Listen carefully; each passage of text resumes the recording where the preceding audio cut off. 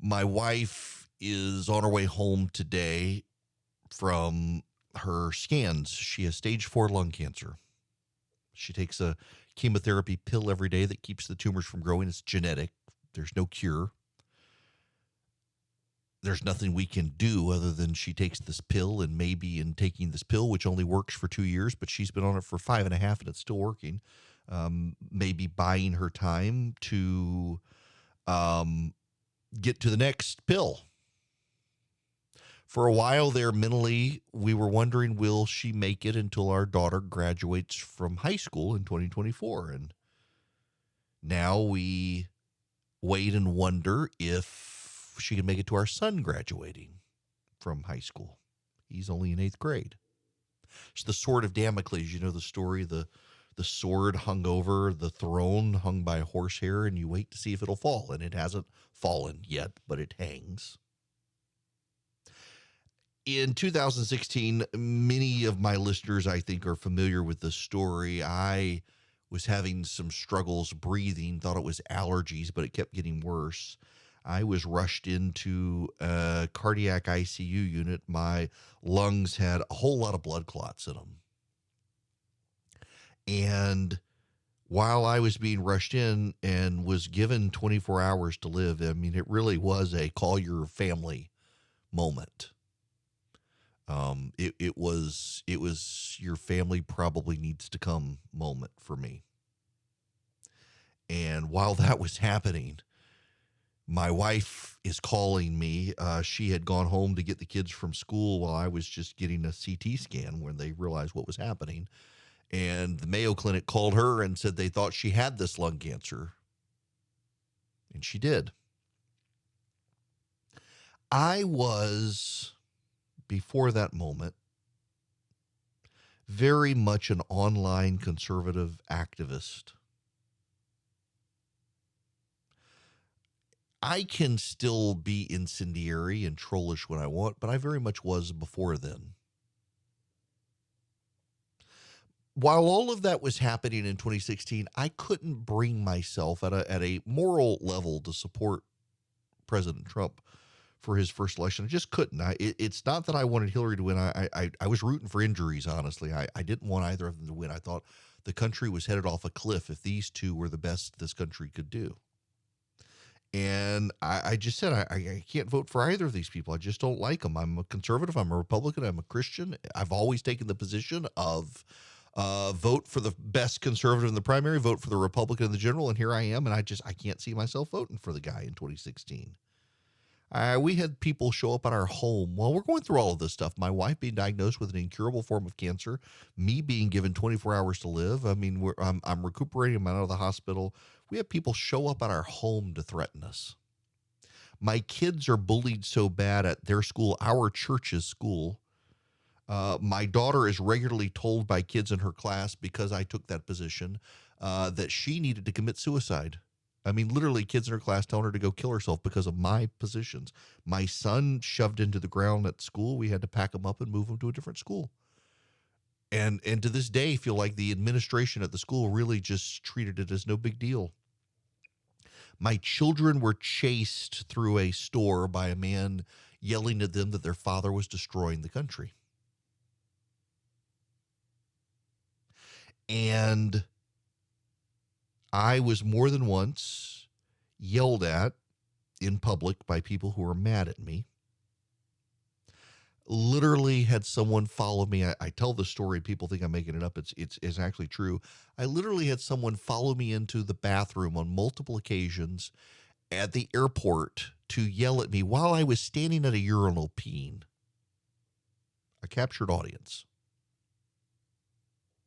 And it really made me think, I agree with you guys about the state of the country and the politics. I just can't bring myself to pull the trigger on this. This was back in 2016.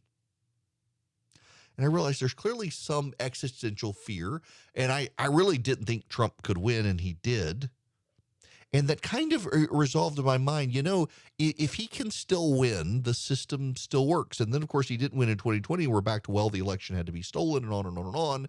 And yet in 2022, there's this Republican wave building. And I just really concluded and have ever since had it reaffirmed by the way people work, particularly on social media and online, that both sides in this country, it's not just the left, it's the right and the left, are really spiritually broken as a people. Instead of putting our hope and our trust in a God, we've put our hope and trust in some politician. And every politician is going to disappoint you. And I look at my friends last night on social media, and they're like, "Oh, it's the end of the republic. It's the end of the republic. The Democrats, they've crossed the Rubicon." You know, Rome didn't fall because Caesar crossed the Rubicon. Rome was already collapsing. It was already a corrupt place with an ineffective government. I mean, Julius Caesar he saw what was happening and took charge. He didn't cause it when he crossed the Rubicon. The point of no there was already, before he crossed the Rubicon, someone was going to do it. He just happened to be the one who did it. But at this point in this country, it's almost a self-fulfilling prophecy. Both sides think we're at the end. The Republicans think we're at the end of the republic. The Democrats think we're at the end of democracy. And it's all kind of a self-fulfilling prophecy. If you think the country's over, you're going to act like the country's over. But America has always been more than a physical land. It's always been an idea and an ideal. And you can disagree with other people. You can disagree with people on the left on the function of the ideal and the system and the way it works. But I keep coming back to, in this day and age, and I have ever since then. When I was in the hospital, I didn't die. I was there for 2 weeks. My lungs have only cleared in the last year. But I just keep coming back to, particularly because I am a person of faith, and I try more and more. You know, I went to seminary. I went to seminary because I kept getting asked to preach places and thought it was really weird to get asked to preach, and I hadn't been to seminary. So I went to seminary, and it actually helped me realize how much I was twisting my faith to conform to my politics. And I think a lot more people do it than are willing to acknowledge that they conform their faith to their politics. You see it a lot these days on the right, I think, than to conform their politics to their faith. There are a lot of people who are in despair, who think the end of the country has come, who seem hopeless and angry. How can you be angry when I've read the end of the book? You already win.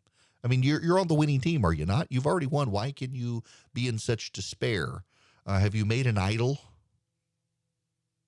And I come back again and again and again and again and again to the letter that Jeremiah wrote to the Jewish exiles who had been packed up by force and dragged off by Nebuchadnezzar to Babylon. The prophet Daniel actually is reading, and if you go to the book of Daniel, Daniel the prophet, who we know existed, he was a real person. Like history documents this guy existed. And he was reading the letter of Jeremiah, and we know this letter was real. We know this was written. And he says this is advice from God himself to the exiles, to the people displaced, to you. You who feel like the republic is at an end, you feel like it's displaced, you feel like the America today is not the America you grew up with. This letter's written to you too. Thus says the Lord, Yahweh, the God of Israel, to all the exiles whom I have sent into exile. Let me just focus on that. To all the exiles whom I have sent into exile. If you think this country has come to an end, if you think the republic is at an end, guess what? It was God's will. You can't fight against it. You can rage all you want, but God's will be done, not yours. If it happened, if the country's fallen, if the republic is over and we don't realize it or recognize it, or some of you do, it was his will. So what does he tell you to do? Build houses and live in them. Plant gardens and eat their produce.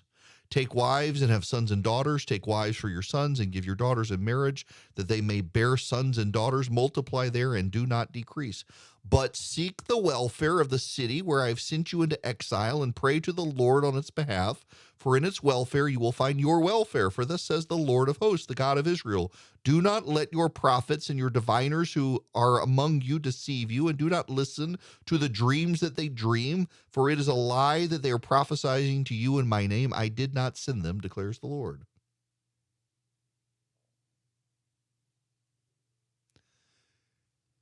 If the republic is at an end, it means Washington is at an end. If you don't live in Washington, why are you so obsessed with Washington? Seek the welfare of where you live. If you really think the country's going to hell in a handbasket, well, you need to focus on where you live immediately. If you're in Orlando, seek the welfare of Orlando. If you're in Jacksonville, seek the welfare of Jacksonville. If you're in Atlanta, Georgia, seek Atlanta, Georgia's welfare. If you're in Springfield, Illinois, seek the welfare of Springfield, Illinois. Part of what my problem is, and I realize this, having been in the hospital those weeks and seen the reaction of people coming to my house who I agreed with politically on 90% of stuff, and they were so angry with me, seeing the treatment my kids suffered because people at our church's school were so angry with me, it made me realize so many people really have made politics an idol, and they can't even recognize it, and they really are in despair. There are a lot of people on the left and the right in despair. They hate each other. They don't know each other. They have nothing in common with each other. They don't break bread with each other, and they're all obsessed about Washington, D.C. Seek the welfare of the city in which you're in exile. And that word city does not mean nation, does not mean nation. It actually means city. It means general geographic area to which you reside. Maybe state, but definitely not nation. Province, state, county, city. It means your city. It means your county. Seek your welfare there. Listen, if the nation is going to hell in a handbasket, there's really nothing you can do with it. God's will be done. The grass withers, the flower fades, the word of the Lord stands forever. You cannot stop him from doing what he wants to do.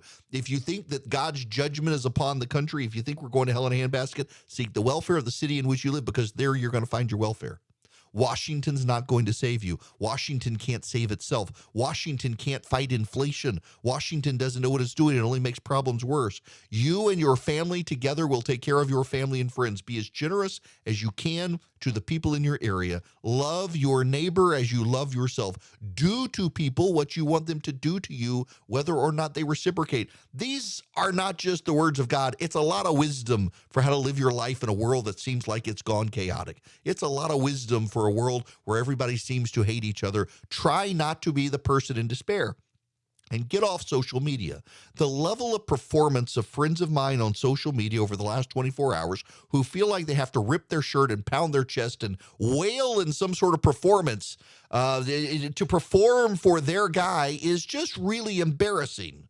The world is not going to end tomorrow, and frankly, neither is this nation. And I really don't think we're at the end of the republic. I just think we're at a new point of hysteria for a lot of people. It becomes a self-fulfilling prophecy. And a lot of the people who are fulfilling the prophecies they themselves are creating for the end of the republic would be better off getting offline and focusing on the homeless guy down the street, focusing on funding the battered women's shelter in their neighborhood, focusing on stockpiling the food bank because they got good income with their performances on Twitter, having people throw money at them, all the grifters. Go stock your local food bank and help people fill up their gas tanks in your local community. Stop performing on social media. Stop focusing on Washington, D.C. Actually seek the welfare of the city in which you live. Because if I'm wrong and you're right and the republic has come to an end, Washington is definitely not coming to save you.